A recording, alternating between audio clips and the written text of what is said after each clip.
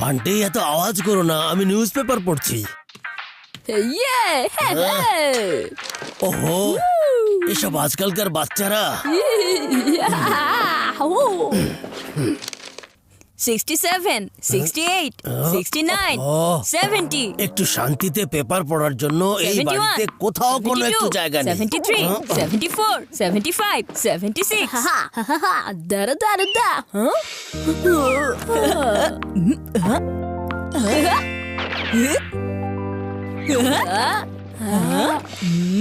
দারুণ সুবাস আসছে, মন খুশি হয়ে গেছে। গরম গরম বিরিয়ানি, এটা তো আগে আমি টেস্ট করে দেখবো মা।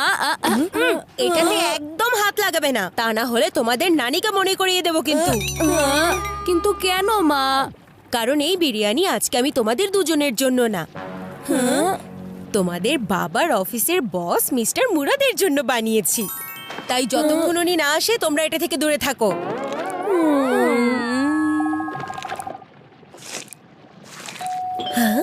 মনে হচ্ছে বস চলে এসেছেন। চিকু, বান্টি, যাও দরজাটা খুলে দিয়ে এসো তো। মা বলেছে চিকু বান্টি তোমার নাম আগে নিয়েছে, তাই দরজা তুমি খুলে দিয়ে এসো, যাও। এই, কোনো আওয়াজ ছাড়া ঘন্টি। আমার নাম আগে নিয়েছে কারণ আমি দুনিয়াতে তোমার আগে এসেছিলাম, বুঝতে পেরেছো? মনে হচ্ছে তুমি ভুলে গেছো, আমি হচ্ছি বড় ভাই। বড় হলে বড়র মতো আচরণ করো, যাও গিয়ে দরজা খোলো। তুমি খোলো। তুমি খোলো। চুপ করো তোমরা দুজন। চিকু, বান্টি, তোমরা যাবে কিনা বলো। তোমরা দুজনেই দেখছি এক নম্বরের দুষ্ট। তোমাদের দুজনের কারণে আমি বিরক্ত হয়ে গেছি। লড়াই ঝগড়া ছাড়া তোমরা দুজন দেখছি আর কিছুই করতে পারো না। হ্যাঁ,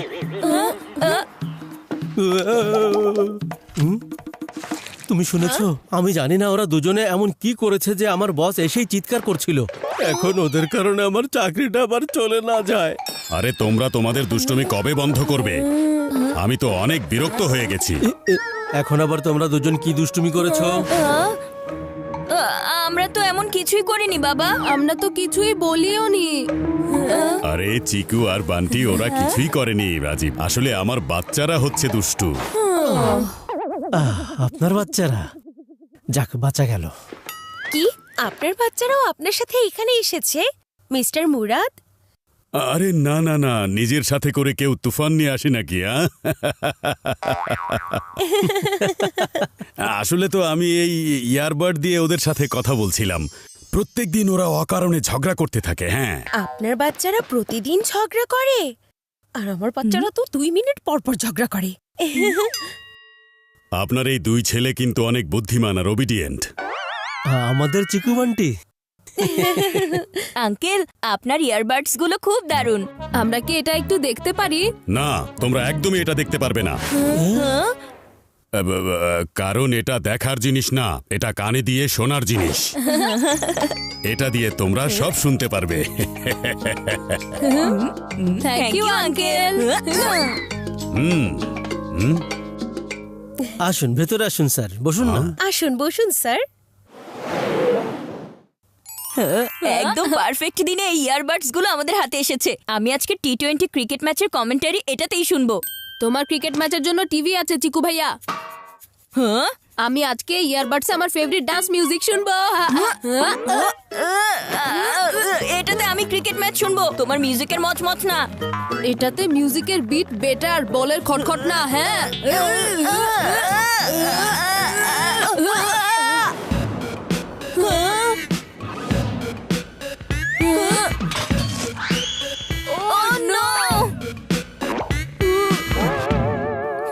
বেঁচে গেলাম। এটাকে বাইরে বের করো ভাইয়া। চিকু, বান্টি, তোমাদেরকে আমি বলেছিলাম না বিরিয়ানি থেকে দূরে থাকতে? আমরা তো বিরিয়ানি থেকে দূরেই ছিলাম মা, অন্য কেউ বিরিয়ানির কাছে চলে গিয়েছিল। তুমি একদম টেনশন করো না, আমরা দূরেই থাকবো। চলো বান্টি।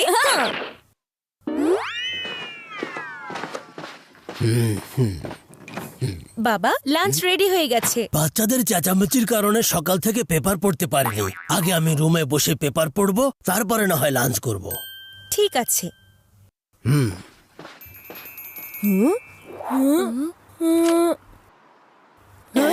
আরে এটার ভেতর ইয়ারবাডস নেই। তার মানে বক্স হয়তো খুলে গিয়েছিল আর হয়তো ইয়ারবাডস বিরিয়ানির ভেতরে চলে গিয়েছে। বিরিয়ানি বাবার বসের কাছে পৌঁছানোর আগে আমাদেরকে বিরিয়ানির কাছে পৌঁছাতে হবে।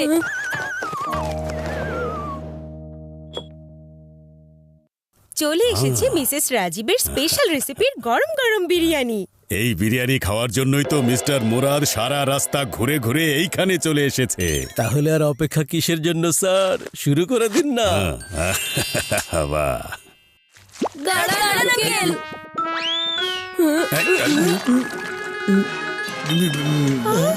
আরে রাজীব, এটা দিয়ে মুসুন sir. Chiku, Bunty, sorry for the interruption uncle, কিন্তু আমরা খাওয়ার আগে অবশ্যই প্রে করি। এটা বাত্রা ফ্যামিলির একটা ট্রেডিশন। এই ট্রেডিশন আবার কবে শুরু হলো? বাহ, বাচ্চারা তো আসলেই অনেক বুদ্ধিমান আর ওদের আদব কায়দাও খুব ভালো। মিস্টার মুরাদ ভালো কোনো কিছু থেকে কখনো মুখ ফিরিয়ে নেয় না, সেজন্য আমরা খাওয়া শুরু করার আগে অবশ্যই প্রে করব। হ্যাঁ, We are hungry. We are hungry. Please give us food. We will not waste it. We are good people. উফো, জানি না এই ইয়ারবাডস কোথায় চলে গেছে। আমি সব বিরিয়ানি ভালো করে খুঁজে দেখেছি। কিন্তু বস যদি ভুল করে ইয়ারবাডস গিলে ফেলে তাহলে খারাপ কিছু হতে তো আর বাকি থাকলো না।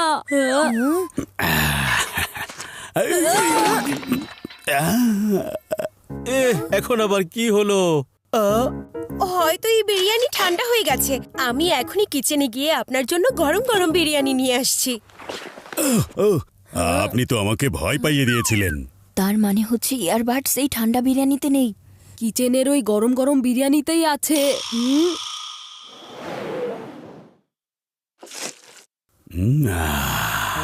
বাহ, বিরিয়ানি হতে হবে গরম গরম, তা না হলে চলবে না। কি বলো রাজীব? আপনি ঠিক বলেছেন স্যার। রুটি যদি নরম না হয় তাহলে তা রুটি কিসের? বিরিয়ানি যদি গরম না হয় তাহলে বিরিয়ানি কিসের? আপনি শুরু করুন না স্যার। জলদি শুরু করি। ওহ, এখন আবার কি হয়েছে চিকু? আসলে আঙ্কেল, বাত্রা ফ্যামিলিতে ট্রেডিশন আছে, আমাদের এখানে খাওয়ার শুরুতে মিষ্টি মুখ করতে হয়। আর সেজন্য খাবার শুরুতে আপনি এই রসগোল্লা দিয়ে আপনার মুখ মিষ্টি করে নিন। এখন আবার এই ট্রেডিশন কবে থেকে শুরু হলো? এই চিকুর ট্রেডিশনের খপ্পরে পড়ে আমার আবার রেজিগনেশন লেটার না দিতে হয়। শুধুমাত্র রসগোল্লা দিয়ে কিভাবে কাজ হবে আঙ্কেল? মায়ের হাতের বানানো স্পেশাল কাজুর সন্দেশ তো আপনাকে খেতেই হবে, তাই না? আরো একটা রসগোল্লা, আরেকটা কাজু সন্দেশ, রসগোল্লা, কাজুর সন্দেশ, রসগোল্লা। কাজুর সন্দেশ। ওই চিকু, বান্টি মুরাদ স্যারকে কিভাবে বারবার ঘুরিয়ে দিচ্ছে। বলছিলাম মিস্টার মুরাদ স্যার, আপনি কি একটু বিরিয়ানির দিকে ঘুরে তাকাবেন না? থ্যাংক ইউ মিসেস রাজীব, কিন্তু এখন না আমার পেটের ভেতর জায়গা বাকি আছে, না আমার মনের ভেতর। কিন্তু আমি আপনার বিরিয়ানি নষ্ট হতে দেব না। আপনি বিরিয়ানি প্যাক করে দিন, আমি এটা বাড়িতে নিয়ে গিয়ে আজকের ডিনারে খাবো। যখন বস আঙ্কেল বিরিয়ানিতে ইয়ারবাডস পাবেন তখন উনি আমাদেরকে বিরিয়ানি বানিয়ে দিবেন। আরে আমাদেরকে বিরিয়ানি তো উনি এখানেই বানিয়ে দেবেন, যখন আমাদের কাছে ওনাকে দেওয়ার জন্য ইয়ারবাডস থাকবে না। এই যে নিন আপনার জন্য বিরিয়ানি। মিসেস রাজীব, আপনাকে বিরিয়ানির জন্য থ্যাংক ইউ। এখন শুধুমাত্র এটার গন্ধ নিয়েছি আর বাড়িতে গিয়ে এটা খেয়ে দেখব কেমন মজা। আমার খুবই ভালো লাগবে স্যার। বাচ্চারা, এখন তোমাদের আঙ্কেলের ইয়ারবাডস ফেরত দিয়ে দাও। ইয়েস বাবা, আমরা এটা এখনই নিয়ে আসছি। এইসব কিছু তোমার কারণেই হয়েছে। যদি চুপচাপ আমাকে ম্যাচ শুনতে দিতে তাহলে বল মাঠের বাইরে যেতই না। আর তুমি যদি আমাকে মিউজিক শুনতে দিতে তাহলে এভাবে আমরা দুজন রান আউট হতাম না। হ্যাঁ, ইয়ারবাডস বিরিয়ানিতে আছে, এটা যদি কেউ জানতে পারে তাহলে তুমি কি জানো কত বড় প্রবলেম হয়ে যেতে পারে? দাদা ভাই, ওই ইয়ারবাডস এর কথা কেউ যেন কোনোভাবেই জানতে না পারে, প্লিজ দাদা ভাই। তা না হলে আমাদের অবস্থা খুব খারাপ হয়ে যাবে। তখন থেকে কি বকবক করে যাচ্ছ তোমরা দুজন? আমি তো কিছুই শুনতে পাচ্ছি না।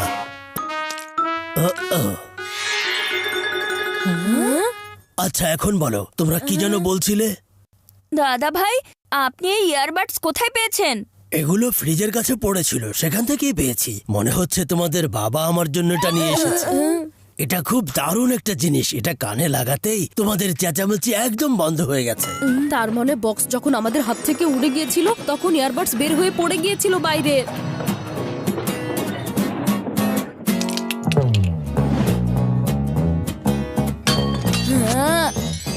আমরা এটা বিরিয়ানিতে খুঁজছিলাম আর এখানে অন্যরকম খিচুড়ি তৈরি হয়ে গেছে। আরে দাদা ভাই, এই ইয়ারবাডস তো নতুন দুনিয়ার আজে বাজে নিয়ম কানুন সব। এগুলো আপনি আমাদেরকে দিয়ে দিন।